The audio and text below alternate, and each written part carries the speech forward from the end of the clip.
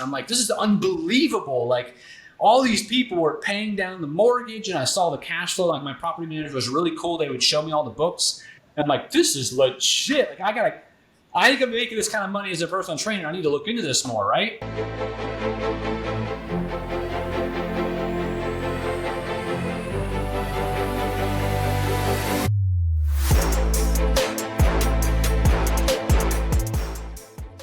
All right, well, welcome everybody to the CRE Arena. My name is Augie Schmidt, and today we have a special guest. We have Beau Beery in the house, who is a man of many traits, but he's probably best known for being a dominant multifamily broker. So, Beau, man, welcome to the show. Let's go. I love it, brother. Thanks for having me on. Yeah, and I was going to introduce you as like a professional race car driver. I mean, it kind of looks like it, but we'll get into your racing, maybe non-professional racing career later. But Yeah. man, so really, I just want to start off, and I think you have made a splash in the industry, and you're really well known for being a top producing multifamily broker. But to start us off, man, I really want to dig in and just kind of ask, like, how'd you get to where you are today? Yeah, great question. So I got my undergrad degree in marketing at the University of Florida.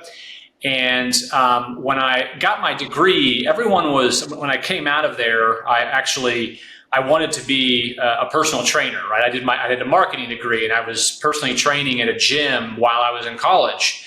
And so I didn't get the dream training job that I wanted. And so I was walking in the gym one day and a guy at the top of the stairs said, "Hey, I'm a leasing agent at an apartment complex and we're building it brand new right down the road. Like we need someone to help us with the leasing as well." And I'm like, well, I just got a degree. I don't have a job. I didn't get the one I wanted. I need something. So sounds good. Right. And so Yeah, right. I went in there like new construction apartment complex. And the developer was Trammell Crow Residential. Now at the time, I didn't know they were one of the largest apartment developers in the country. I was just needing a job. And I got started at $30,000 a year and, plus leasing bonuses. And man, I was there and I just started like seeing 800 people pay for this. At the time, it was about a $25 million asset, if you can imagine. And I was like, man, I never saw the owners. And I'm like, this is unbelievable. Like all these people were paying down the mortgage and I saw the cash flow. Like my property manager was really cool. They would show me all the books. And I'm like, this is legit. Like I think I'm making this kind of money as a personal trainer. I need to look into this more, right? Yeah. And Trammell Crow would pay for education. So I was like, well, maybe I'll give them a real estate license. Like I'll just, it's nice to have in the back pocket. So I went and did my real estate license. They paid for it. When I was in the licensing program, everyone was talking about this master's degree in real estate program at UF. And I'm like, okay, well, let me look at this. I'm like, well, it's like top 10 in the country at the time. I think it's number 2 or 3 right now. Wow. And they only allow 30 people in from around the world, and you have to have a certain GMAT and all this stuff. So long story short, it took me 2 years to get in. I finally got in. I did it. It was a 1-year program, and by that time, I was all in. Like I was just like real estate was going to be my thing. Yeah. So I graduated from there. I worked for AMJ, which was a very well-known developer in Gainesville. But they own assets all over the place: office, retail, industrial, apartments. I ended up doing all the brokerage and management for the portfolio. So I did that for 10 years. Awesome gig. But I started thinking to myself, like, man, I did this for one guy. What if I did this for 10 people? What if I did this for 20 people, right? Yeah. And so an opportunity presented itself to acquire a Coldwell Banker and a Coldwell Banker commercial franchises. It had been around for over 100 years locally, and I'd saved up a lot of money and went in there with my father-in-law, who I got started him in real estate. And we acquired the companies and we blew up the companies. It was awesome. Did some really, really cool stuff. One of our partners ran all the residential. We ran the commercial. Not long after that, I went in all multifamily only. Ended up being top 5 multifamily guy in the country for many, many years. I was the number 1 guy in Florida every year, I believe. And then in 2020, I sold those franchises back to my partners and just started my own little Beau Beery Multifamily Advisors boutique multifamily firm. That's it. No, man, that's incredible. And I think it's like your overnight success has taken what, it's 20 years or more in the business. So, Yeah. but it's so cool to see like the beginnings of like it was strictly I need a paycheck, and then all of a sudden you're like, hey, an opportunity of making maybe minimum wage, maybe a little bit more, but then to jump into something that's like obviously a massive, massive opportunity, and that's similar to my story. I started off small hourly wage Yep. in research, but I was like almost done with my MBA, but I knew that the industry, I just like had a hint that the industry was just like the bee's knees. I felt like this was the real deal. So like, hey, let me get in and bite the bullet, and then grow in the industry, and that's what's happened. So Well, it's something like um, 90 something percent of millionaires own real estate, right? I mean, that was, yeah, you just hear that over and over again. It's the place to be for sure. yeah, and to see it firsthand with a such a large asset, like I think 800 units or something you said, like that's incredible experience. That's kind of shortcutting to the top, I guess you would say, or it's like an inside scoop because Yeah, it if was you're the leasing guy to 4 units, but there was 800 people living there, and it was there you just go. fully amenitized asset. You got to see all the books. It was an amazing experience. Yeah. Yeah, and then to dig into that firsthand, and then the shot at the master's program in real estate, that's Yeah. incredible. So, and then I have to ask, man. So, how did you and Dean Saunders meet? Because that's how I first got on your radar was Dino, Yeah. and he had mentioned you, and then we talked a few years ago when I first got started, and I actually started off in multifamily and then switched after that. I just don't have as tough skin as you, I guess. But yeah, how'd you get to know Dino, and how'd that happen? Yeah, so Dean is just an absolute, he's a legend in land, period, regardless Right. of firm. I mean, he's still today the number one land guy I know, period, of any firm. Yeah. But within Coldwell Banker, he was a god. I mean, literally the number one producer in the world. Almost every year I was there, and if he wasn't number one, he was number two or number three. Yeah.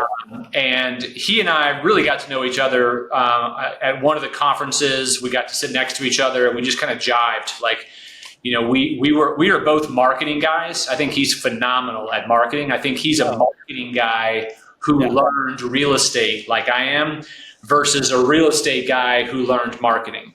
And to me, I think that's a major distinction, and is a recipe for success in real estate. And it's not about marketing yourself, right? It's branding. It's knowing how to convey a message, how to sell the value on a certain property. There's a lot that goes into marketing, and I really respected the way he did his assets, the video, the pictures, the conventions, the magazines, the booklets he puts out. I copied Yeah. a lot of his stuff for multifamily throughout the years. Yeah. No, and that's cool to hear, man. And I still to this day, I'll talk about Dean, and he was a great, that's where I got my start, and he's a great mentor of mine. So, I'll get passionate about it. I'm like, oh, Dean, he's the number one land broker in the country, and I'm like, in the country, I was like, he's the number one land broker in the world, and I'm like ready to throw down about it. I'm ready to like take off. I'm like, who else? Who else is better? I flex his muscles all the time just because like he's been the biggest like cheerleader for me and advocate for my success, Yeah. and really helped push me to the top. So, like I said, ever since I was started off making an hourly wage for them, he's been a great mentor in my life. So big Yeah. shout out to Dean Saunders. But so for you and where you're at today, man. So your firm has went independent from Coldwell, and Yeah. then how has that transition gone of like going to an independent brokerage model? And I mean, the brand is massive, and I think that's why most people are with a larger firm is for the brand. But Yeah. you've done an incredible job of building your brand, over the past years and decades, I guess. So how was that kind of going to the independent shop? And yeah, talk to me a little bit about that. Great question. I get asked that all the time, not just by killers that are with national firms, but sort of independent brands as well. And really, I have always felt, even prior to acquiring the Coldwell Banker franchises, as I worked for that one gentleman and I was in the brokerage field, I always felt like some of the other agents I knew in other firms, they had such a good brand, and never made sense to me why they gave up 50% or 30% or whatever, when I always felt like that person could start their own firm and their clients would always follow them. When I acquired the Coldwell Banker franchises, it only hit home more because as a multifamily guy, we all know Coldwell Banker commercial is not a big multifamily. They're not known for multifamily. Right? That's just not the case. They're great for localized general commercial real estate transactions, particularly leases and so forth. But I killed it in multifamily, and I reached a point in my career where I felt like, are my customers following me or are they following the brand, right? And I always felt like they were following me. So as my brand started to build more and more and more, I started polling all of my top customers and said, listen, this is just between you and I. I'm thinking about creating my own brand. And if I did so, would you still do deals with me? Would you list transactions with me? Would you, can we transact together? And they're like, Beau, like, a couple of them were like, I don't even know who you're with. Yeah.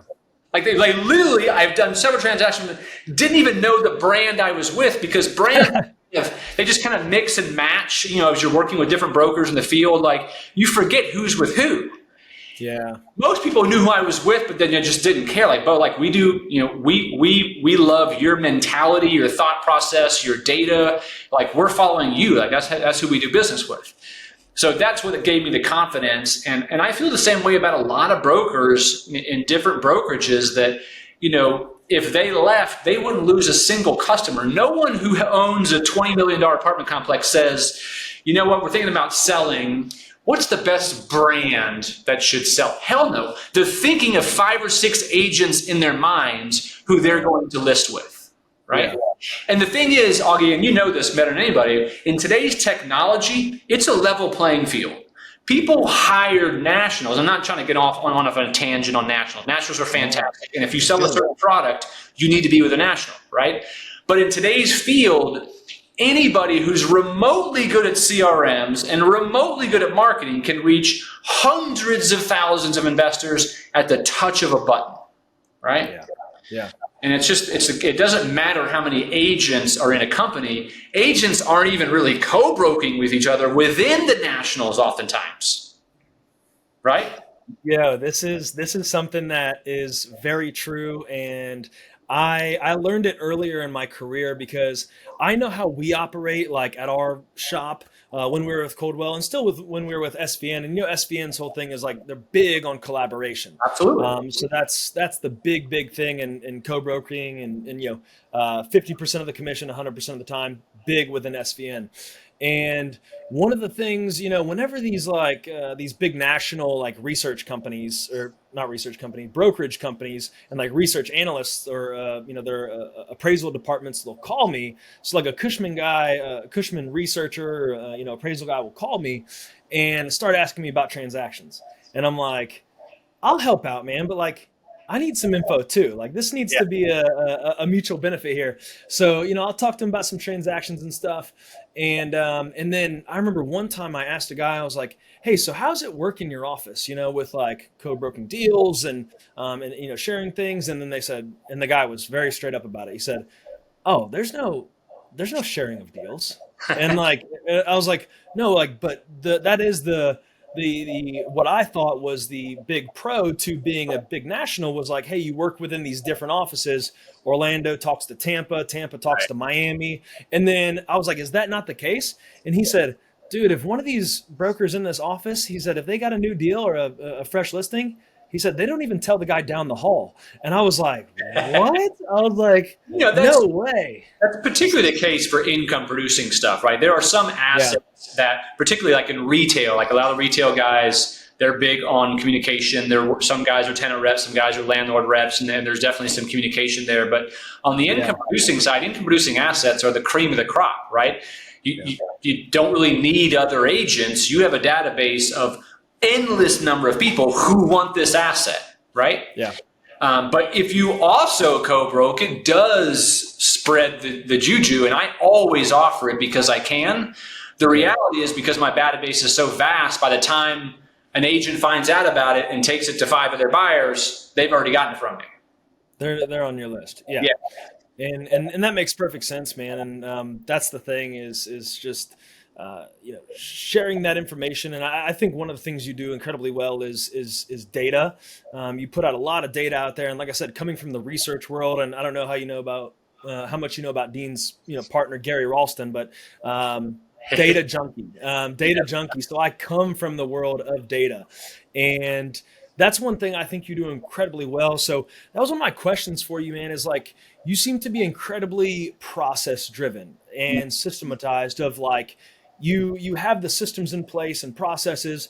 So, and it seems like you are playing at a very, very high level there, which, is probably a big contributing factor to your success. So, to the younger guy in the room, to the people that are getting started in brokerage and commercial real estate, what systems are you really focusing on, and what are you trying to perfect and really get a hold of earlier on in the business, rather than just like throwing everything against the wall and seeing what sticks? No, great question. And I coach multifamily brokers from across the country. I have this program, and one of the very first thing we do, whether you're a brand new agent or whether you're a seasoned veteran in the multifamily business or investment sale business, is we have to build the platform, build essentially the database of properties. So when I started off early on, luckily it triggered in my brain that it doesn't make sense to just make random calls or drive by properties and think, oh, I would like to sell that, or go through a phone book. Like that was an amoeba approach to me that never made any sense, and it caused me anxiety.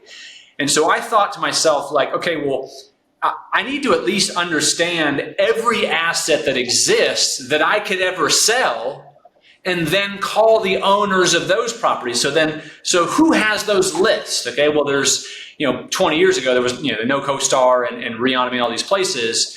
But even if they existed, as you know, they're only about 2/3 correct.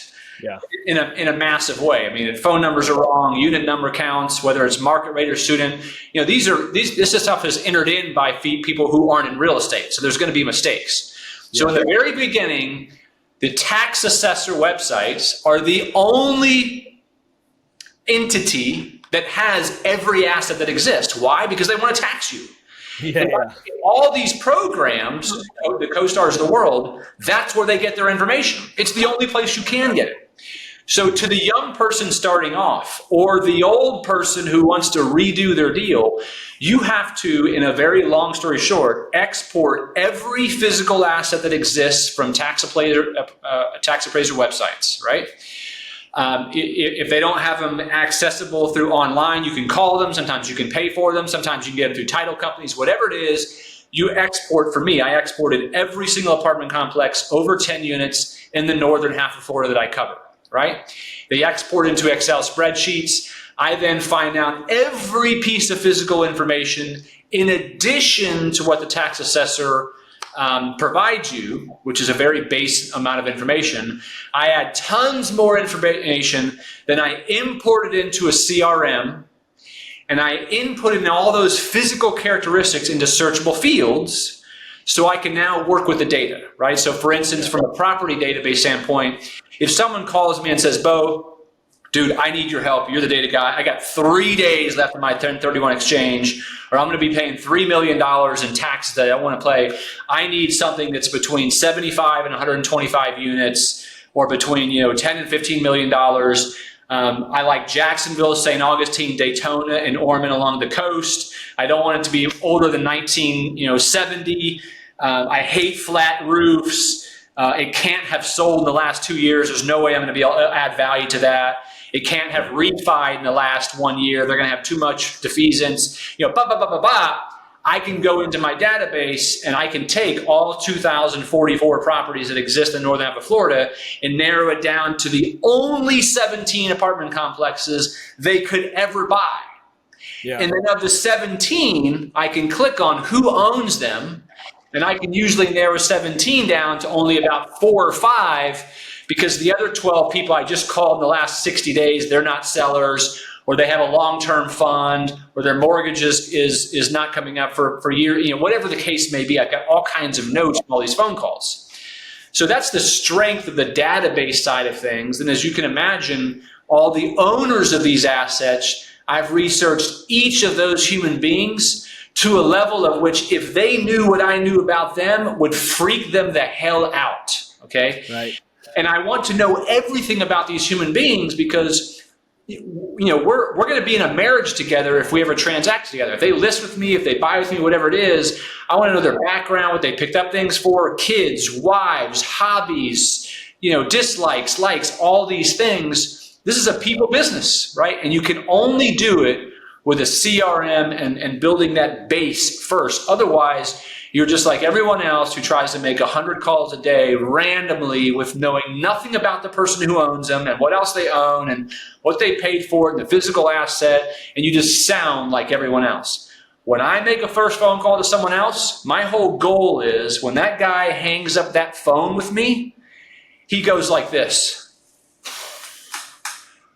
Wow, I cannot believe the things I just learned from this broker. He goes to dinner that night with his wife or his husband or vice versa, and it's like, honey, like I just had this conversation with this guy named Beau Beery or something like that. You wouldn't believe what he told me. He told me this about this market, he knew this about my asset, he knew this about the complexes next to me, and right? Like he had goosebumps when he left my phone call. From the first phone call. That's my whole goal every time. Yeah. And man, that's important. So there's a lot of stuff there, and that's building the business is massive. And that's one thing I think a lot of people just undervalue or don't appreciate as much because the thought process in some of the younger brokers' heads is like, hey, you can come into work, put a deal together, and then make a bunch of money, which like there's a little bit of truth to that. Okay. Like that is, that can happen in this business, but for the, the multifamily brokers and the brokers in general that dominate, that build a career out of this and multiple 6-figure or 7-figure incomes, they're masters of their market and they're masters of their property type. So I think the stuff that you're doing in the northern half of Florida is incredible. And honestly, in the northern half of Florida, I don't know another multifamily broker in the northern half of Florida. I mean, there's a lot of down south Miami, South Florida guys and some good Central Florida guys. But as far as like northern half of Florida, and there's a lot of very important markets up there. A lot of people, and obviously Florida itself is really going crazy as far as growth and sales and assets. But that's one thing that's, I think very special, man, and probably a great factor to your success of laying the groundwork, building the business, and being the market expert. Because I've always felt like I've in all the calls I made starting off in this business, I was never able to convince someone to sell when it wasn't time. I don't care how good my data was. I never made a phone call when I was like, hey, Augie, this is Beau Beery. The market's amazing. Your property is fantastic. Here's all the reasons why you should sell today. It's never happened to me in my career. Right. All we can do as brokers, in my opinion, this is my game. My game is I want to add as much value to someone's personal and business life as possible without hardly ever asking to list with me, so that when it's time for them to list, debt comes up, arguing with the partner, they want to take advantage of the equity they built, whatever it is, they think of me. Yeah. That's the whole, it's all about timing. It's just adding value, so that all that happens, I occupy that person's brain when it's time to sell, or at least I'm among the top 4 or 5 they're thinking of. Right. No, and that makes a lot of sense. And that's kind of number one rule with my younger guys at the firm is like, we have to provide value. When you're pounding the phones, like that is rule number 1. And there's just way too many brokers out there that's, hey, is it the time to sell? Or would you like to sell? If not, it's like, okay, well, maybe you want to buy. And it's simply transactional, little sleazy in my opinion. But as far as like, what you're saying is right. Timing is everything, and you never know, to time it just right of like you called that person within the day or a week, they're thinking about selling an asset they've held for 15 years. It's like, what are the chances versus building the brand, building the reputation, and being the guy that's more go-to. That's right. I think that's incredible, man. And you might've answered one of my questions was, it was in regard to your book, because the book is multifamily investors who dominate. I was going to ask you, what is it that makes multifamily brokers that dominate, but I would assume it's probably what you just said, or probably close to it, huh? Yeah, I would say, I kick around three or four things. Number one, it's CRMs are super important, and how much information and data you put in it makes that CRM good. Doesn't matter what CRM you have. I use RealNext, love RealNext. I've had it for 22 years. Doesn't matter which one you have. A lot of them do a lot of the same thing. Number two, you need to hire an assistant as soon as you can afford it, right? And number three, the biggest one is hire a coach as soon as you can afford it. I mean, it's imperative. Yeah, that's shortcutting the success, man. Is you can pay somebody that's been there, done that, and it just ultimately helps you go further, faster. And all the coaching that we do, that's kind of the thing. I tell people is they're more brand new to the business, and it's like, hey, for the first 2 years, like I was beating my head against the wall. So the whole idea of what we do is like turn that into 4 to 6 months, and hopefully it's just figuring it out, not exactly beating your head against the wall. So Yeah. no, I think that's very important. So, man, for you, and as I was telling you earlier, before we hit the record button, one of the things that I just respect a lot about you, and I think is just very, very special, and might just be the marketing guy that you are, might just be, I think it's just the person that you are, is, I would say don't take this the wrong way, but it's probably more of a compliment. You don't fit the mold or criteria of the corporate multifamily broker, right? And I think that's what makes you incredibly special, because when you think of the corporate multifamily broker, somebody that's transacting, exactly. Yeah, exactly. So you think about the brokers that are transacting 100, 200, 300 unit multifamily assets. You kind of, I go to think, and a lot of people, it's stuffy suits and towers, and the personality, or it's they're reliant on the brand and the expertise, which is very important. But the personality of these people and the deals that are coming across, like it's not really there. So that's one thing I think about you that that has come out, and that's you can see a lot of your personality through the content you do and just the person that you are and how much charisma you have. But for like maybe the younger people in the business or people that have been in the business maybe for a while, what would you say about to the people, because I think you've been a great success of it, is being able to express yourself and be who you really are versus like who you think the market wants you to be, if that makes sense. Yeah. So, let me back up a little bit. Understand that I've built a brand, right, for 20 years, and I've proven myself enough through transactions, through data, through adding value, and so forth, that it affords me a little bit, right, to be more myself. Yeah. And I also know that I'm sometimes an acquired taste, right? Sometimes I'm a little goofy. Sometimes I do too much with cars. There will be investors who own assets that feel like Beau cares more about cars than multifamily, right? Or Beau's a little too goofy, or whatever the case may be. I know I lose business because of that, right? Yeah. Right? But I probably gain more business being myself as a result. Also, keep in mind that my target, my 86% of my transactions are between 20 and 150 units, right? Mm-hmm. I do lots of deals more than 150 units. I do some deals that are 10 and 15 units, right? But my tranche is between that 20 and 150. And when we think about who that owner is, it's a mid-market person, right? It's the wealthy mom and pop up to the mid-size to sometimes large-size syndication. It's not nationals. It's not REITs. And if I was a CB Richard Ellis guy who, sold, $80 million transactions in Orlando and Tampa, and my customer is wearing suits and ties, right, and they're going to their board of directors for the publicly traded company who needs to sell the $80 million deal in Orlando, they're not hiring Beau Beery in jeans and a t-shirt, right, who drives around fast cars. They can't go to their now. Listen, there are some independents who are badasses. There's a guy named Jamie May in Tampa, killer broker, independent brand, does nothing but institutional assets, but that's how he's built his brand. And so I would say certainly be yourself, but there's also a little bit of mirroring your customer.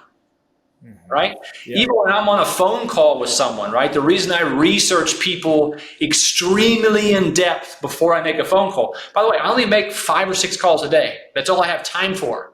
I research someone 30 to 45 minutes per person before I call them, right? So that when I'm on the phone with them, I know their background. Sometimes I change my voice tone, my inflection, what we talk about, the direction of the phone call, how I'm going to end it, right? So I do a lot of mirroring, and I also want to be myself. So it's kind of a camouflage, if you will. Yeah, and I think that's great, man. And a couple of things you said there, I started to laugh when you first talked about it because you started off with saying like, "Hey," and that's the truth is you have the resume, you have the track record, you've done the deals over decades, and that's one thing is like, to be say goofier or different or whatever, but not be able to do any deals and not have that Right. expertise, might Right. not be the best mix, but to have the resume and the track record to point back to, then it's just, hey, you expressing yourself and being yourself in your work, which I think is important, man, because at the end of the day, like, hey, we're going to do this for 10, 20, 30, 40 years. Yeah. And if you kind of hide that or you don't express that or you don't, you're just not yourself, or don't do the things that you want to do, like go talk about rides of real estate, Yeah. then you just kind of like don't, you're not able to pull out those true like passions and desires, which is kind of a sad thing because obviously you can be successful and talk about, fast cars or whatever it is. So I've turned, that's for cool. me, LinkedIn is my Facebook. And I Yeah. know that was never the case for LinkedIn for many, many years. It was always very businesslike. And I always felt I'm not very active on Facebook. LinkedIn is my Facebook. And I think people do business with people they like. That's really what it comes Yeah. down to, right? I mean, yes, they want to know, they want to have a broker working for them that's knowledgeable, that can fetch a good price. But most brokers who are good at what they do are knowledgeable and can fetch a good price, right? That's not even that hard to do. People want to work with someone they like because it's a 90-day marriage and they don't want to have, right? So for me, the bringing out the personality of your loves and passions and family and hardships and successes on LinkedIn and in phone calls and in emails is important. That's not to say you can't be a 24-year-old. You can't, as a 24-year-old, come into commercial real estate with a mohawk and doing heavy metal band cussing and putting out videos on LinkedIn and Facebook, right? You're going to kill yourself, right? Yeah. Yeah. Build your brand to the point where people can't ignore you, and sure, that might be possible down the road. Still a stretch, but possible. Yeah. No, and I think that's really cool, man. And like I said, that's something I respect a lot. So, Thank you. because that's ultimately what you said is the liking portion. People do deals with people that they like, and that's where the personality and hey, I feel like I know Beau, like, but then also the track record. I mean, that's equal, maybe bigger. I'm not sure how to rate it, but the trust factor. Yeah. If I have a $10 million asset and I'm going to go pay you, north of $500,000 in commission, it's like this guy has to know what he's doing. Like this is a $10 million asset, or it might be a $7 million asset. I mean, it all depends on what advice you're getting, and I think that the know, like, and trust factor is just so big in this business. But like I said, I think something with your being data driven and also showcasing like who you are and personality, it's made you special, made you different. And like I said, I think it's part of the factor of your major success. So Thanks, man. Thanks, man. I The think light that's really cool is a stuff. big deal. I mean, to drive it home, I've lost listings to residential agents who have never sold an apartment complex in their life, but they were neighbors with the person, or they went to church with the person, or they were fraternity or sorority brothers, whatever it is. It's a major factor in doing business. Yeah, no, and that's big, man. So you talked a little bit about it, 10 to 150 units, but what would you say is your bread and butter? Is it closer to 100, 150 units? Is it Class B, Class C, garden style? What would you say is the bread and butter for you? Yeah, well, I have an avatar property, right? And it is the avatar 86% of my transactions are between 20 and 150. I would say of those, most of them are between 50 and 125 units, right? Okay. And then it's 84% of them are conventional. The other 16% are student housing. And that really kind of mirrors the market, actually. That's not far off from the percentage transactions that are done actually on conventional versus student. My age was, I want to say it was 1970 to 2000 was most of my ages. And the avatar of the owner was from the wealthy mom and pop, like I mentioned before, up to about the mid-size syndication. By mid-size, they've got 5,000 to 8,000 units, somewhere in there. Basically, as long as I can talk to the human being that's in charge of buying and selling, and not a disposition team or an acquisition team and board of directors and all that, that's my customer.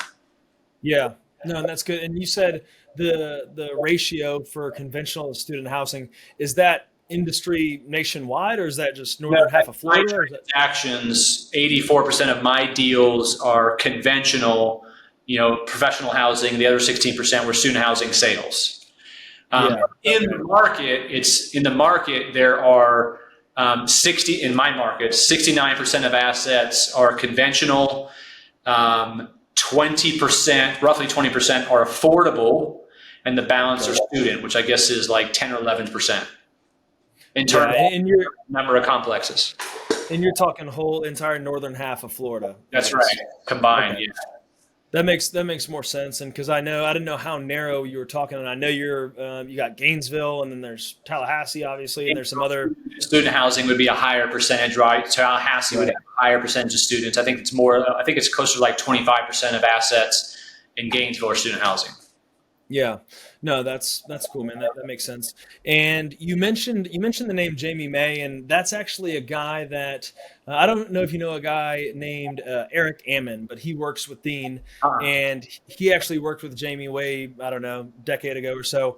And Eric put me on to Jamie May and said, "Hey, check this guy out," because I was specializing in multifamily at the time, and to see, what he did in that market was just very impressive. And then it got me digging in the rest of the, the big multifamily players in Central Florida and in our market. And one of the guys I wanted to ask you about, and I don't know if you know the name or have ever done a transaction or can say you've done a transaction, but he's made a big splash on YouTube, is a guy named Ben Mala. So I don't know if you know Ben or you've done transactions with him, but that's one of the names that transactions. I just know him like you do through the social. Yeah. Yeah, and that's one of the things is I'm not a super big TV show type of guy, but there was a kick for a while when I was in research, I was a junkie about research and data and transactions. Right. And I just saw this one, it was one address, and it was the address of his home office, and I saw it keep popping up on all these deals. There were 6, 7, 8 deals in Lakeland, in my market that, he bought for 7 and sold for 12 or 13 or 15. And there was 6, 7, 8 of these transactions in a 5-year period. I'm like, this guy is crushing, who is this guy? And then sure enough, when you type in the name and figure out who he is, it's very big personality and very different, non-conventional, I would think, multifamily investor who seems to dominate. So that's awesome. I didn't know if you ever did any deals with him or not, but that was stay in the central and southern half. Yeah, no, and that makes sense. So for you, one of the things that, and when I first started digging into a lot of your content, when Dean had told me about you was YouTube.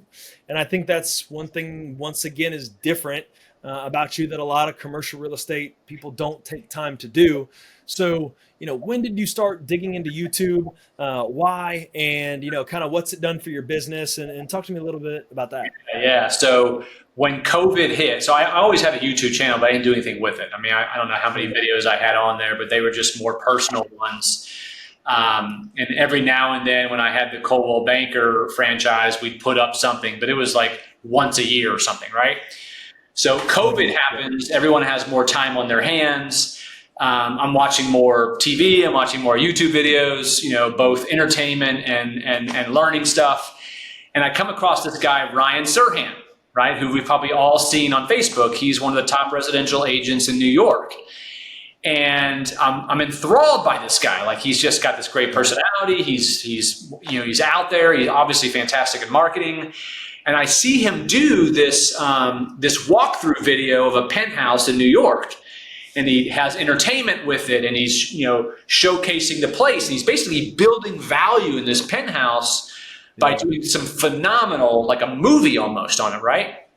And I'm like, man, I can do that. Like that sounds kind of unique.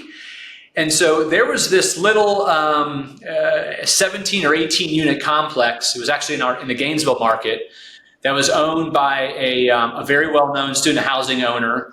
And, they had, tried to sell it off and on, and agents had brought them offers off and on, and nothing ever happened with it. And so I called him up and I said, listen, that complex you have, I said, I've got an idea. I said, you don't have to give me the listing agreement on it. Let me do an unbelievable video. First of all, watch this link. And I sent him a Ryan Serhant link. I said, watch this link. You know me. You know how I am. Let me do this kind of video on your assets. It's going to cost me $3,000 probably at least. Yeah. I said, no listing agreement. Let me do this kind of video on it. If you like the video, let me take it to some buyers and see if I can't bring you something, right? Yeah. So I hired this film crew owned by the son of a friend of mine who had just, 23, 24-year-old guy. And we go out and we film this video and just crush it. I mean, just made it funny, but built value in it and just created this aura around this property where people had to have it, right? Yeah. I showed it to one damn person and sold the property. Wow. It was unbelievable. I'm like, wait. That's crazy. So then I did it I think it was on a 40 unit deal. Crushed it. I mean, I don't know how many offers on this place. And so I haven't done one in over a year because I've sold every deal before I even got to a damn video. Right? Yeah. And then many sellers didn't want it on, publicly all over the place yet. So whenever I find the right crossing of a person who wants it marketed all over the place, right? And I've got the time frame that'll allow me, because it takes 3 or 4 days to film it, 3 or 4 days to edit it, right? You got to upload all this stuff. So it takes a couple of weeks. By the time it's all said and done, you got to write the script for it. But it's been very, very successful. Then on top of that, I started teaching stuff, right? So I was like, okay, well, maybe I can start putting out. I'm seeing so many phenomenal investors grow a portfolio very, very quickly. And I'm seeing 10 times more investors doing all the wrong things, and they don't even know they're doing it wrong, right? Yeah. And so let me try to put out some content that doesn't sound preachy, like I'm some sort of God, but is me as a broker seeing things that are going very, very well, and I want to help you be like this guy over here who's bought 6,000 units in 2 years. Yeah. Right? And that's gone very well. Yeah.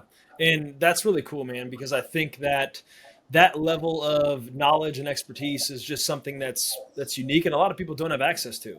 And because you're in the business and you've worked with these clients and done these types of deals, you can showcase that knowledge, that information of, hundreds of billions of dollars worth of deals for free. You and I on YouTube. Look at all this stuff. Yeah. And I think that's cool, man. And that's one of the angles and things that I try to approach with content, social media, etc. is there's a lot of folks out there that are talking at you and telling you like, this is what you need to do, rather than like, hey, this is what has worked for me, or like, this is what has worked for somebody else, and kind of let them make that call and let them make that judgment.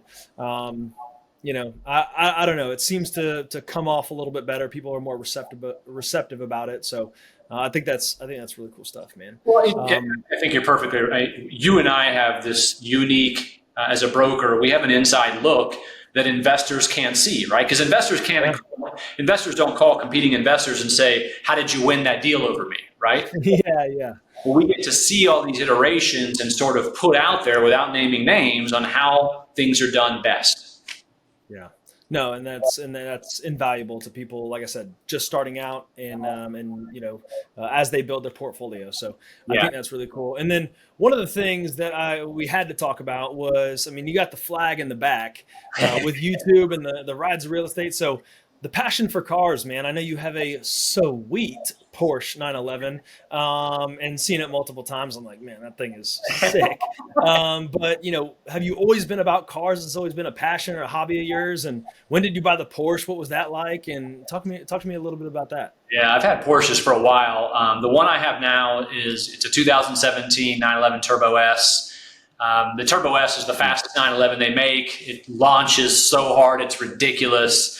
It's a straight line beast, but it's also very Yeah. fun to track. Yeah. Um, we also have a Porsche Taycan, which is the all electric Porsche, and those things are lightning. I mean, just super luxurious, fantastic. Love that car. But I love being on the track. To me, being on the track is my number one favorite place on earth, because on the track, you can't think about other things, right? Everything gets washed away, right? Paying bills, driving, building a pipeline, all the things that we have as men and women in our lives, it goes away because you have to pay attention, right? And it Right. also provides a thrill. The Porsches are very expensive on the track. And so about a year and a half ago, I've always wanted to own a Miata, There because you go. it's the number one sports car in the world. It's Yeah. sold, nothing is sold more than that. And I used to, a long time ago, make fun of people who own Miatas. I just thought they were just too slow, too small. I didn't get it. Um, but I bought one and I tricked this thing out ridiculously for the track and have Yeah. more to do to it. And they are just such an amazingly stable car that drives very quickly around corners and competes against many supercars when driven by the right drivers. But more importantly, it's far less expensive. I mean, the Yeah. tires, the brake pads, the brake, all the fluids that go with it is significantly cheaper than some of the other cars, and that's the main reason I got it. Yeah, and that's so cool, man. And that's one of the things my dad, his dream has always been. He has a 1984 Fiat Spider, Yeah, and it's been sitting in the garage for a long time. And the dream is to take it down to Sebring and race it. got And that's what we were talking to somebody about it, and what they said is like, oh, if you're like just getting into racing, got to get a Miata. And they said, man, that's what people race down there. Those are the biggest races. There's the most people, different classes, but also like, man, if you are rubbing and racing in a 1984 Italian car and trying to find replacement parts for that, like, I good know. luck Yeah, versus a Miata. So, and that's the passion for racing and that thrill. It reminds me a lot of my dad, man. My dad is, he was 62 years old when and I noticed he was still going to, he took 2 days off work. One day he went to go mountain biking and like trail riding. yeah, And then the other day that he took off work, he was taking his dirt bike to the dirt bike track. yeah. And he's like 62 and 63. Awesome. Um, and long story short, he was he had something going with his heart and he had to get on blood thinners and stuff, and he was okay. But one thing the doctor said is like, hey, if you fall and take a hit, then like if your brain can bleed easier. So then like, you need to go to the hospital and get scanned immediately. So he said, man, when I go ride dirt bikes, I fall off every time. And then you never know how hard you hit your head or Yeah. whatever. So that freaked him out. And like, it's pretty funny, man, because he hung it up for like a week. And he was like kind of going through it, like a week or two. Well, check this out. He hung it up for like a week or two. And then I went in to go see him at the office. And I was like, dude, it was after I was like, what are you doing? He's like, oh, check this out. And he was showing me go-kart racing at Bushnell. Oh man. And then a week later, he buys a cart. And so they said like, hey, he hung up the dirt bike and the mountain bike, and he's been racing go-karts up at Bushnell for, I don't know, the past 12, 18 months or so. I am But yeah, addiction. 65 years old, and Yeah. yeah, The he's a Bushnell, race junkie. awesome. I love Bushnell, man. Oh my gosh. You Yeah. can also possibly look into autocross, with a car. So autocross is just, That's where basically clubs will rent out big parking lots and create a cone track. Yeah. So it's much lower speed. You don't hit any walls. You don't mess up cars. You're not going to crash, and that could satisfy his passion as well. Yeah, and that's a good autocross. Okay, I gotta write that down. So and that's one of the things about it is like, I'm super competitive, and I went with him the other day, and because my sister was in town, and I went up there, and like I just can't take it, man. Like this old guy just beating me on the track, like he beat me, and I just couldn't beat him, and like he's been practicing and stuff, and I just all growing up, as we've been neck and neck with dirt bikes and go-karts and all that, but like he's quite literally pulled away, man, and it really just jerks my nerve, dude. I can't do it. I really get ticked off. This 65-year-old guy's beating me around the track. So, man, this was really fun, man. I don't want to take all your time today. I know you're a busy man, but before we go, what are some things, maybe one thing in particular that you're working on, something that's coming up, something you want to tell the people about that you're excited about and, want the people to hear? Yeah, I mean, I guess a couple things. I just started this coaching program a year or so ago. I'm excited about that. I've been able to give back to a bunch of agents around the country. On the multifamily side, it's just for multifamily people, so that's been fun. We've got a kid that just went to college, and so we're another one in a couple of years is going to college. That's kind of a fun, unique thing to have someone, be able to go visit him. So we're selling our house now. We're getting ready to build a new house. Wow. Smaller, more manageable, but a big ass garage. So I'm super excited. That's awesome, man. And then in terms of business wise, got a few smaller listings coming out, and I think first quarter next year, it's not going to be robust, but I think it's going to be based on all the BOVs I've done that have then kicked it down the curb. Everyone's been kicking down the curve to the first quarter. So I think it could be a far better number of sales in 2024 than 2023. Still not great, but I think it'll definitely beef up some. I think as long as we have more stability in the debt markets, insurance doesn't get too much more awful, it should be much better. Yeah. No, that sounds really good, man. And I'll post some links down below for your website, your book, and any coaching stuff you have, man. We'd love to post it as well. And I'll say that I've seen one of your students firsthand, and I can vouch, man. I talked to Joe the other day, and man, sharp dude. Yeah. He seems to have very similar principles as you've taught him well, and very sharp, very responsive, data-driven young guy, which man, that's I think that's firsthand your mentorship, which like I said, I was very impressed with him when I talked to him. So good. That makes it feel good. Cool stuff. Yeah, for sure. Well, Beau, man, thank you so much for coming on the show today. And everybody, thanks for watching, and we'll catch you next time. Thanks for having me, man.